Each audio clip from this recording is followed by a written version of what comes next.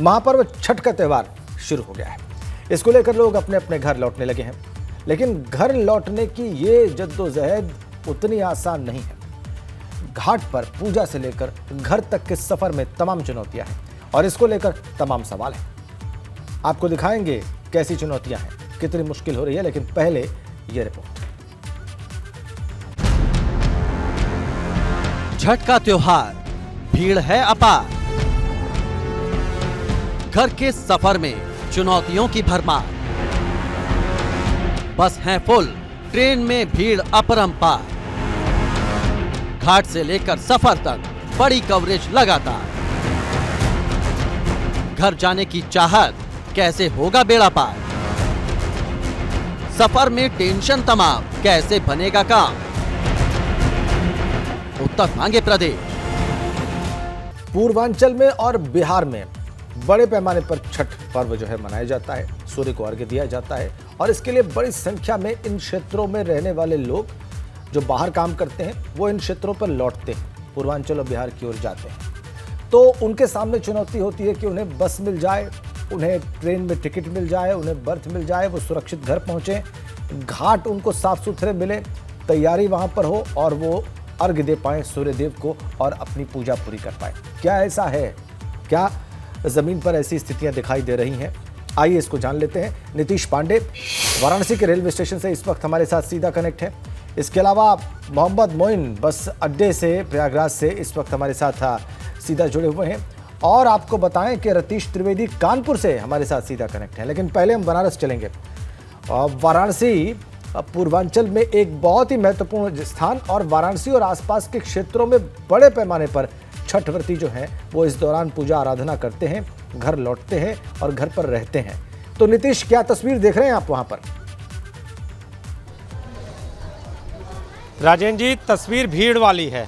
और ये देखिए, इस वक्त हम कैंट स्टेशन पर मौजूद हैं और ये कैंट स्टेशन का जो ऊपरी हिस्सा है, जहाँ से जो स्टेशन है, जो प्लेटफॉर्म है, वहाँ पर उतरने का यहाँ पे स्थान है। लेकिन आपको हर तरफ लोग ही लोग दिखाई देंगे, लोग बैठे हुए दिखाई देंगे। और ज़रा सा अब हम स्टेशन पर नीचे की ओर चलते हैं राजेंद्र जी, और यहाँ पर भी आपको तस्वीरें दिखाएंगे। आप देखिए, यहाँ सीढ़ियों पर बैठे हुए लोग इंतज़ार कर रहे हैं कि ट्रेन आए और उस पर चढ़ के आगे बढ़ें। लेकिन जो दूसरी तस्वीर है, आप देखिए, ये देखिए नीचे ये लोग पूरी तरह से बैठकर इंतज़ार करते हुए जी। और हर स्टेशन के कोने पर आपको ये भीड़ ही भीड़ दिखाई देगी। लोग घंटों इंतज़ार करते हुए नज़र आ रहे हैं, परेशानियां झेल रहे हैं। ट्रेनों का आलम यह है कि ट्रेनों में जो डब्बे हैं, डब्बे भरे हुए नज़र आ रहे हैं। जो लोग हैं किसी तरह से डब्बों में घुस कर जा रहे हैं अपने गंतव्य की ओर, अपने घरों की ओर। एक बार आप उनसे बात करें नीतीश, और उनसे पूछें कि उनको कहाँ जाना है, किस ट्रेन की या किस वाहन की प्रतीक्षा कर रहे हैं और कितनी चुनौती है उनके सामने सफर की। प्रयागराज जाना है जी सर। तो क्या ट्रेनों में जगह है क्या? सर बहुत भीड़ है। बहुत भीड़ है जी सर। आप आए भी हैं प्रयागराज? जी सर। जी सर। तो किस स्थिति में आए हैं और अभी जाने के लिए कितना इंतजार? सर पैर रखने की जगह नहीं थी, बहुत भीड़ थी सर। बहुत भीड़ थी। Yes sir. अच्छा, जो डब्बे हैं, कहा जा रहा है कि जो रिजर्वेशन वाले डब्बे हैं उसमें भी घुस के लोग आ जा रहे हैं। Yes sir. यस सर, आ जा रहे हैं सर। राजेंद्र जी, तस्वीरें और भी दिखाना चाहूँगा। नीचे उतर रहे हैं और ये विद्यार्थी थे और ये यहाँ पर आए थे एग्ज़ाम देने के लिए और ये प्रयागराज जाने वाले थे। ये अपनी कंडीशन को बता रहे थे कि जब यहाँ पे आए तो काफ़ी जद्दोजहद के बाद ये यहाँ पर पहुँचे थे। अब देखिए, ये देखिए, ये स्टेशन का वो प्लेटफॉर्म है, 5 नंबर है इसको कहते हैं। और यहाँ पर देखिए ये रेल यात्री हैं और ये लोग घर जाना चाहते हैं। दिल्ली जाना है। कितने देर से इंतज़ार कर रहे हैं? अरे करीब आधा घंटा से। आधे घंटे से। क्या स्थिति है? ट्रेनों में भीड़ हो रही है? भीड़ तो होगी, लेकिन भीड़ तो काफ़ी दिख रही है। ट्रेन में भी भीड़ रहेगी जी। परेशानियाँ तो बहुत हो रही, खड़ा होकर देख रहे हैं, इंतजार में हैं। आप देखिए, यहाँ पर महिलाएं भी हैं राजेंद्र जी। आप देखिए, यहाँ पर महिलाएं बैठकर इंतज़ार कर रही हैं कि कब उनकी ट्रेन आए और वो लोग अपने गंतव्य को पहुँचे। छोटा बच्चा है, छोटे बच्चे को यहाँ लिटा रखा है। तो कैसी है रेल यात्रा इस समय? सुखद है या परेशानी में? अब इस समय तो क्या बताया जाए, भीड़ इस समय तो ज़्यादा ही चल रही है, इसलिए परेशानी तो हो रही है। परेशानी हो रही है? भीड़ है, ट्रेनों में भी बहुत भीड़ है, लोग बहुत ज़्यादा रश है और स्लीपर वालों को भी जगह नहीं मिलती अपने अपने सीट पर बैठने के लिए। वो लोग घेरे रहते हैं, रिजर्व वेटिंग वाले। आप देखिए राजन जी, जिन्होंने बच्चे को यहाँ पर लिटाकर थोड़ी देर राहत पानी चाहिए, उनसे भी बातचीत करेंगे। तो कितना देर है अभी ट्रेन को आने में? 50 मिनट बाकी है। टाइम से है या लेट चल रही है? नहीं, टाइम से है। टाइम। तो क्या लग रहा है, जगह मिल जाएगी? हाँ, जगह सीट ही है। कहाँ जा रहे हैं आप? सूरत जा रहे हैं। सूरत जा रहे हैं, तो इस समय में जगह मिल जा रही है, उम्मीद है? हाँ, मिल जाएगी। ठीक है नीतीश, 250 अलग से ट्रेनों का इंतजाम भी किया गया है और उनके जरिए 1,40,000 अतिरिक्त बर्थ जो है वो मुहैया कराने का प्रयास है सरकार के द्वारा, रेल मंत्रालय के द्वारा, ताकि जो व्रती हैं या जिनको छठ पर्व में हिस्सा लेना है अपने घर पहुंचकर, वो आसानी से अपने घर पहुंच जाएं, कोई बहुत खास उनको तकलीफ ना हो बल्कि सुविधा हो। और उसके बाद भी ट्रेनों में भीड़ है, त्यौहार का समय है, थोड़ी दिक्कत रहती है। आपके पास वापस आएंगे और आपके जरिए एक बार फिर से वहाँ पर जो यात्री उपस्थित हैं और खासकर जो छठ पर्व के लिए बनारस से कहीं रवाना हो रहे हैं, उनसे उनके विचार जानेंगे, उनसे उनकी चुनौतियों के बारे में समझेंगे। लेकिन प्रयागराज चलते हैं। प्रयागराज में बस अड्डे पर मौजूद हैं मोहम्मद मोइन, हमारे सहयोगी, और वो प्रयागराज में बस अड्डे पर जो यात्री आ रहे हैं बस यात्रा करने के लिए, उनकी चुनौतियों के बारे में आपको बताने वाले हैं। मोइन। देखिए, आपको बता दें कि छठ का जो पर्व है वो संगम नगरी प्रयागराज में भी पूरी आस्था के साथ, श्रद्धा के साथ मनाया जा रहा है, पूरे उत्साह के साथ मनाया जाता है और बड़ी संख्या में छठ का पर्व मनाने के लिए लोग प्रयागराज आते हैं। यहाँ से भी लोग पूर्वांचल या बिहार या दूसरे हिस्सों में जाते हैं। इस वक्त हम मौजूद हैं प्रयागराज के सिविल लाइंस बस स्टेशन पर। आम दिनों के मुकाबले अगर हम बात करें तो भीड़ थोड़ी ज़्यादा है, लेकिन हालात ऐसे नहीं है कि ये कहा जाए कि हालात बेकाबू हैं। दरअसल उसकी वजह यह है कि यूपी सरकार ने रोडवेज बसें जो है वो पर्याप्त संख्या में प्रयागराज या आसपास या प्रयागराज से पूर्वांचल जाने के लिए लगाई हुई हैं। तो आप देख सकते हैं कि जो बसें हैं वो भरी तो हुई हैं, लेकिन हालात ऐसे नहीं है कि ये माना जाए कि यहाँ हालात बेकाबू हैं या छठ पर्व को लेकर बहुत मारामारी की नौबत है। पूरा जो बस स्टैंड है वो आपको बसों से पटा हुआ पर नजर आएगा। एक के पीछे एक बसें चल रही हैं। यात्री जरूर ज्यादा हैं, लेकिन उनके लिए पर्याप्त संख्या में बसें लगाई गई हैं और ये आप तस्वीरों के जरिए देख भी सकते हैं। तो साफ तौर पर कहा जा सकता है कि सरकार की तरफ से जो कदम उठाया गया, जो पहल की गई, उसकी वजह से यहाँ पर हालात बेकाबू नहीं हैं। लोग आ रहे हैं और पर्याप्त संख्या में यहाँ पर बसें हैं। कुछ लोग हम उनसे बात भी कर लेते हैं। भैया, जरूर। कहाँ जाना है आपको? आजमगढ़। आजमगढ़। कितनी देर से यहाँ पर हो आप?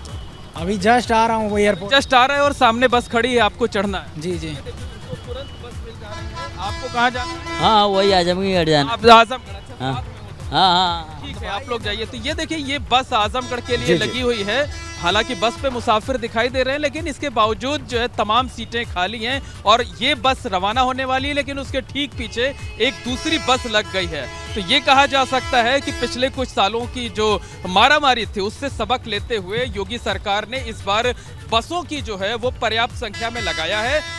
यही वजह है कि मुसाफिरों की संख्या तो बढ़ी है बस स्टेशनों पर, लेकिन मारामारी की नौबत नहीं है। लोग आ रहे हैं, बसें मिल रही हैं और लोग आराम से बैठ करके सफर कर रहे हैं। तो कम से कम इस वक्त प्रयागराज में मारामारी की नौबत तो नहीं है, ये साफ तौर पर कहा जा सकता है। जी ठीक है, ये अच्छी बात है कि जो इंतजाम किए गए हैं मोइन, उसकी वजह से जो यात्री एयरपोर्ट से वहां बस अड्डे पहुंच रहे हैं और उनसे उनको जो है जहां पर आगे जाना है उसकी व्यवस्था उनको मिल जा रही है। और आपने बस की तस्वीर दिखाई।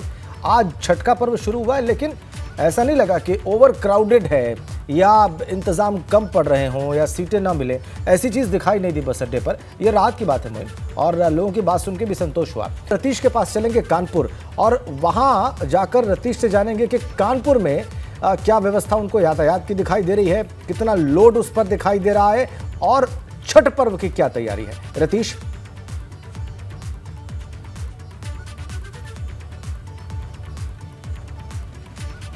बिल्कुल, देखिए, लोक आस्था का महापर्व 4 दिवसीय छठ आज से शुरू हो रहा है। नहाय खाए के साथ शुरू हो चुका है और पहले जब छठ पर्व की बात की जाती थी तो पूर्वांचल और बिहार की बात की जाती थी, लेकिन कानपुर में पिछले कई सालों में हम देख रहे हैं कि छठ पर्व को बड़ी धूमधाम से मनाया जाता है। आपको तस्वीरें भी दिखाते हैं।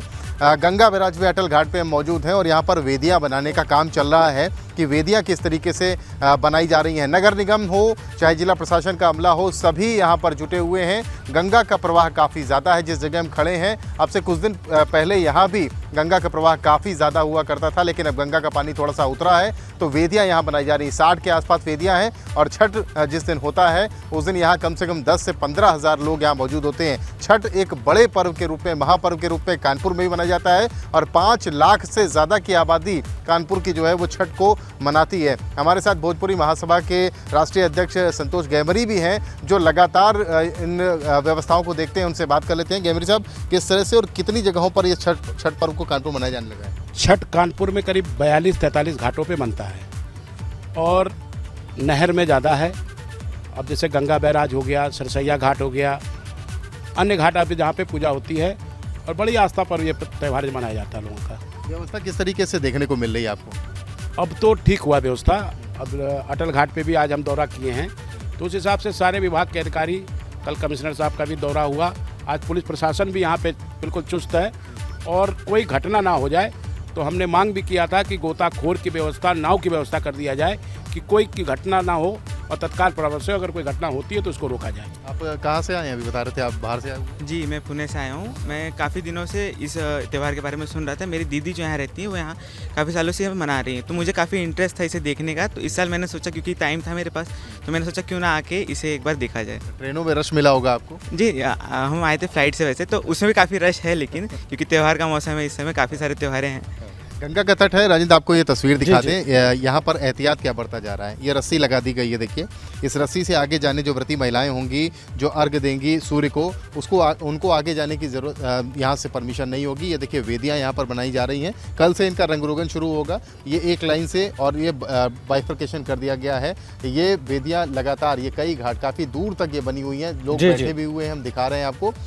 महिलाएं भी दिख रही हैं दूर में, वो अपनी वेदियों को सजाना, रंग रोगन करना शुरू कर चुकी हैं और कल सुबह यहाँ पर रंग रोगन करने के लिए तमाम बड़ी संख्या में महिलाएं आएंगी। अगर बात की जाए व्यवस्थाओं की तो बसों में और ट्रेन में, चूँकि दिल्ली हावड़ा रूट पर कानपुर सेंट्रल स्टेशन पड़ता है, इसलिए सबसे व्यस्ततम रूट ये कहा जाता है और बिहार और पूर्वांचल जाने वाली या पूर्वोत्तर की तरफ जाने वाली 300 से ज़्यादा ट्रेनें यहाँ से गुजरती हैं। इसलिए खचाखच भरी ट्रेनें यहाँ से निकल रही हैं, लेकिन उनके लिए भी इंतजाम किए गए हैं। स्पेशल ट्रेन छठ के लिए हमेशा रेलवे चलाता आया है, इस बार भी चल रही है। बस अड्डे भी खचाखच भरे हुए हैं। लेकिन इसी के साथ ही छठ पर्व को बड़ी धूमधाम से कानपुर शहर में भी मनाया जा रहा है और 5 लाख से ज़्यादा की आबादी, आप समझ सकते हैं कि इस छठ पर्व में शामिल होती है। इसलिए इंतजाम भी जिला प्रशासन ने उसी तरह से किए हैं। नगर निगम ने अपनी जिम्मेदारियों को समझते हुए, कल हमने रिपोर्ट दिखाई थी, आज सुबह महापौर से बात की थी। महापौर ने भी आज छठी मैया के गीत गुनगुनाते हुए नहाय खाए की विधि से छठ महापर्व को शुरू किया है और सभी छठ की छठा में ये कहा जा सकता है कि रमे हुए हैं, धुने हुए हैं। जी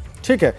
रतीश, व्यवस्थाएं दिखाई दे रही हैं वहाँ पर और 42-43 घाटों की बात कर रहे थे आपके साथ जो श्रीमान है वहाँ पर। 5 लाख से ज़्यादा श्रद्धालु कानपुर में छठ का अर्घ्य देते हैं सूर्यदेव को और छठ का व्रत रखते हैं और छठ की पूजा में शामिल होते हैं। और देखिए, आपने देखा पुणे से भी वहाँ पर एक युवा पहुँचे हैं। इसी पर्व में हिस्सा लेना उनका मकसद है। शक्ति सिंह हमारे साथ हैं, हमारे संवाददाता गाजियाबाद से हमारे साथ जुड़े हुए हैं और गाजियाबाद में भी व्यवस्थाएं की गई हैं छठ पर्व की।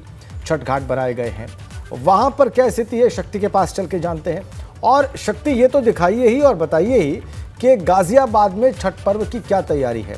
जो लोग गाजियाबाद में हैं और गाजियाबाद में छठ का पर्व मनाएंगे, लेकिन जो लोग गाजियाबाद से रवाना हुए हैं पूर्वांचल या बिहार की ओर, उन्हें कितनी सुविधा हुई है, इस बारे में आपके पास क्या जानकारी है, ये भी शेयर करें। देखिए, अगर गाजियाबाद की बात की जाए तो गाजियाबाद में लाखों की तादाद में यहाँ पर पूर्वांचल और बिहार के जो लोग हैं वो रहते हैं और काफ़ी तादाद में लोग छठ पूजा का जो पर्व है वह मनाने अपने घर, अपने गांव चले जाते हैं, जहाँ पर पूर्वांचल के हों या बिहार के हों। बहुत लोगों को ट्रेनों में टिकट नहीं मिलते, लेकिन लाखों की तादाद में हर वर्ष यहाँ पर जो छठ का पर्व है वह बड़ी धूमधाम से मनाया जाता है। ये हिंडन नदी है, हिंडन नदी का ये दृश्य हम आपको दिखा रहे हैं कि यहाँ पर जो तैयारियाँ हैं वो तैयारियां किस तरह से की जा रही है। तो यहाँ पर जो अधिकारियों का जो अमला है वो यहाँ पर लगातार आपको देखने को मिल रहा होगा कि यहाँ पर जो अधिकारी है वो अपना यहाँ पर डेरा डालकर यहाँ पर बैठे हुए हैं। अगर गाजियाबाद की बात की जाए, छठ पर्व मनाने वाले लोगों की बात की जाए, तो गाजियाबाद में ऐसे 70 ऐसे 70 छठ घाट हैं, क्योंकि जब हिंडन नदी का तट बहुत ही यहाँ पर उन लोगों के लिए, लाखों लोगों के लिए कम पड़ जाता है, जिसके बाद जो बड़ी बड़ी सोसाइटियाँ हैं, सोसाइटियों में लगातार जो छठ के घाट हैं, छठ के घाट बनाए गए हैं। अगर गाजियाबाद के तमाम हिस्सों की बात करें तो जो नगर निगम है या जिला प्रशासन है, जिला प्रशासन की जो तैयारियां हैं वो तैयारियां लगातार देखने को मिल रही है। हम ये लगातार दृश्य दिखा रहे हैं और पीछे नीचे की तरफ दिखाएं तो जो छठी मैया की जो मूर्तियां हैं वहां पर ये पहले ही जो श्रद्धालुओं ने लगाकर यहाँ पर पहले से ही अपनी अपनी जगह तय कर ली है कि कहाँ पर कौन किस श्रद्धालु को आकर पूजा करनी है और छठी मैया की यहाँ पर पूजा कर कर यहाँ पर आरती उतारनी है। तो ये हिंडन नदी है, हिंडन नदी में पानी भी छोड़ा गया है। ज्यादातर जो ये हिंडन नदी है वो काफी प्रदूषित रहती है, जिसके कारण इसमें पीछे से हरिद्वार से पानी छोड़ा गया है और पानी का बहाव भी देख सकते हैं। जो जलकुंभी है वो यहाँ से बह रही है, तो लाखों की तादाद में जो श्रद्धालु है वो इसमें आएंगे और आने के बाद जो आस्था की डुबकी है वो लगाएंगे और डूबते हुए सूर्य को अर्घ्य देंगे। इस त्योहार की शुरुआत की अगर बात की जाए तो आज नहाय खाए है और कल खरना है और परसों शाम को, यानी कि परसों शाम को यहाँ पर लाखों की तादाद में जो लोग हैं, जो श्रद्धालु हैं वो यहाँ पर देखने को मिलेंगे, जो कि डूबते हुए सूर्य को अर्घ्य देंगे और उसके बाद अगले दिन सुबह 4 बजे ही आकर इसी हिंडन नदी में, यानी कि नदी में अंदर आकर जो महिलाएं हैं वो यहाँ पर खड़ी हो जाएंगी और आने के बाद यहाँ पर उगते हुए सूर्य को अर्घ्य देंगी। तो निर्जला व्रत है और काफी इस व्रत की, इस बात की जाए तो इस व्रत की काफी मान्यता है। और बिहार और पूर्वांचल के जो लोग हैं वो तो बड़ी धूमधाम से मनाते हैं, लेकिन अगर बात की जाए दिल्ली एनसीआर में, तो दिल्ली एनसीआर में क्योंकि लाखों की तादाद में जो लोग हैं पूर्वांचल और बिहार के वो लोग यहाँ पर रहते हैं और यहाँ पर इस जगह जो गाजियाबाद के जनरल वीके सिंह हैं वो भी यहाँ पर पहुंचेंगे और यहाँ से हेलीकॉप्टर के द्वारा जहाँ जहाँ जो लोग मना रहे हैं उन सभी पर फूलों की वर्षा करेंगे। तो इसी बात से आप समझ सकते हैं कि यहाँ पर कितनी तादाद में, कितनी बड़ी संख्या में यहाँ पर जो ये छठ का पर्व है वो मनाया जाता है।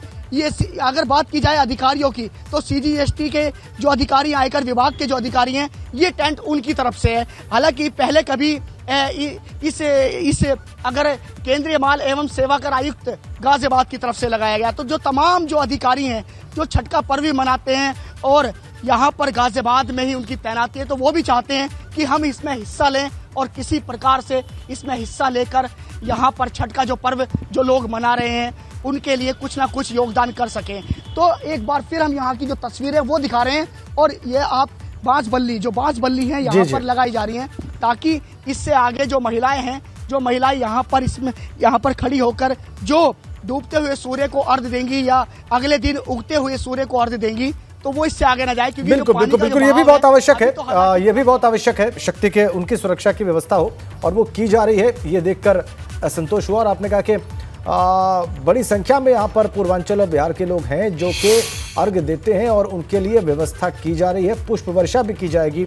और ये हमने देखा भी कि इसके लिए तारीफ हो रही थी वहाँ के सांसद जनरल वीके सिंह की। क्या व्यवस्था है छठ पर्व को लेकर उत्तर प्रदेश में और कैसा चल रहा है यातायात और उसके से जुड़ी व्यवस्थाएं कैसी हैं, यही हम जान रहे हैं और इसी पर हम बात कर रहे हैं अपने सहयोगियों से। एक बार फिर से वाराणसी चलेंगे नीतीश के पास और उनसे जानेंगे कि शहर के भीतर छठ को लेकर क्या विशेष व्यवस्थाएं की गई हैं। नीतीश। राजेंद्र जी, तब तक स्टेशन की तस्वीरें भी दिखाते हैं। सामने देखिए एक ट्रेन जा रही है और ट्रेन के हालात आप देखिए। यहाँ पर ये श्रमजीवी एक्सप्रेस है और पूरी श्रमजीवी एक्सप्रेस खचाखच भरी हुई। आप देखिए यहाँ पर बाहर, ये देखिए गेट पर लोग रिस्क लेकर, ये देखिए सामने आपको दिखाई दे रहा है, ये देखिए यहाँ पर बाहर लोग दरवाजे पर बैठ के जा रहे हैं द्वितीय श्रेणी। और ये रिजर्वेशन वाला डब्बा है और ये देखिए दिव्यांगजनों वाला भी डब्बा पूरी तरह से भरा हुआ। ये लोग देखिए, महिलाएं जो आरक्षित जो डब्बे होते हैं वो भी पूरी तरह से भरे हुए, यानी पूरी ट्रेन यहाँ पर आपको भरी हुई दिखाई दे रही है। और दूसरी बात जो आपने सवाल किया कि शहर के भीतर कैसे इंतज़ाम है, तो जो घाट की ओर जाने वाले लोग हैं वहाँ पर बैरिकेटिंग की गई है। आज जैसे नहाय खाए के साथ जो लोग घाटों पर पहुंच रहे हैं उनकी सुरक्षा के कड़े इंतजाम किए गए हैं। इसके साथ साथ जो भोजपुरी समाज है, जो मिथिला समाज है, वो भी यहाँ पर अपनी जो एक अनाउंसमेंट की व्यवस्था है उसको पूरा कर रहा है। इसके साथ जो लोग घाटों पर पहुँचे उनको पूरी तरह से हर तरह की व्यवस्था दी जा रही है, चाहे वो एम्बुलेंस के इंतज़ाम हो, चिकित्सा के इंतज़ाम हो, वो भी किए गए हैं। जो घाट का मुख्य द्वार है वहाँ पर सुरक्षा कर्मियों की व्यवस्था की गई है और शहर में जहाँ कहीं भी आने जाने वाले लोग हैं उनको उचित तौर पर ऑटो मिल जाएं और जो रिज़र्व ऑटो हैं उसको घाट तक पहुंचने के अलावा अगर बात करें जहां तक बैरिकेटिंग है वहां तक पहुंच जाए, इसकी पूरी व्यवस्था की गई है। तो शहर में छठ पर्व को लेकर विशेष इंतजाम किए गए हैं। जो गंगा घाट है वहां पर पानी पहले से इकट्ठा था, पानी इकट्ठा होने के बाद जब पानी वापस लौटा है तो मिट्टी जमा है, मिट्टी की सफाई की जा रही है। कुछ हद तक सफाई हुई है, वहाँ पर वेदियाँ बनाई जा चुकी हैं, लेकिन अभी भी बहुत सारा हिस्सा ऐसा है जहाँ पर अभी सफाई नहीं हो सकी। तो उम्मीद है कि देर रात तक इसकी सफाई हो जाएगी। तो इस बार राजेंद्र जी बाढ़ ने, जो बाढ़ लगातार आती रही, उसने छठ पर्व के आकर्षण को थोड़ा फीका जरूर किया है, क्योंकि बनारस में 84 घाट है और 84 घाटों का आपसी संपर्क मार्ग पूरी तरह से बाधित है राजेंद्र जी अभी भी। तो जो लोग घाट पे आएंगे छठ पर्व को मनाने के लिए, अर्घ्य देने के लिए, वो गलियों के सहारे आएंगे या तो फिर घाट के सीधे रास्ते से आएंगे। घाट से घाट जाने का इस बार संपर्क नहीं मिलेगा। यानी हर बार जो आकर्षण आपको मिलता था कि एक अगर 80 घाट से शुरू किया तो पूरे राजघाट तक जो भीड़ का दृश्य आपको हम दिखाते थे वो इस बार शायद न मिले, क्योंकि अभी भी घाटों का आपसी संपर्क मार्ग बाधित है। और लोगों से ये अपील भी की जा रही है कि आप जहां पर पानी गहरा हो वहां न जाएं और जल पुलिस की भी व्यवस्था की गई है, एनडीआरएफ की भी व्यवस्था की गई है। आपने महत्वपूर्ण जानकारी दी कि घाटों से घाटों पर जाने की व्यवस्था नहीं है, घाटों तक गलियों से ही जाना पड़ेगा और जो रास्ते हैं वहीं से जाना पड़ेगा। एक घाट से दूसरे घाट पर जाने की जो तस्वीरें हमने पिछले वर्षों में देखी हैं वो इस बार दिखाई नहीं देगी। बहुत बहुत धन्यवाद आप सभी का, नीतीश, मोइन, रतीश और शक्ति, तमाम जानकारियां देने के लिए, तस्वीरें दिखाने के लिए, छठ की तैयारियों की, यातायात की व्यवस्था कैसी चल रही है, ट्रेनों और बसों में क्या हाल है, वो सब आपने देखा, छठ की तैयारियां आपने देखी।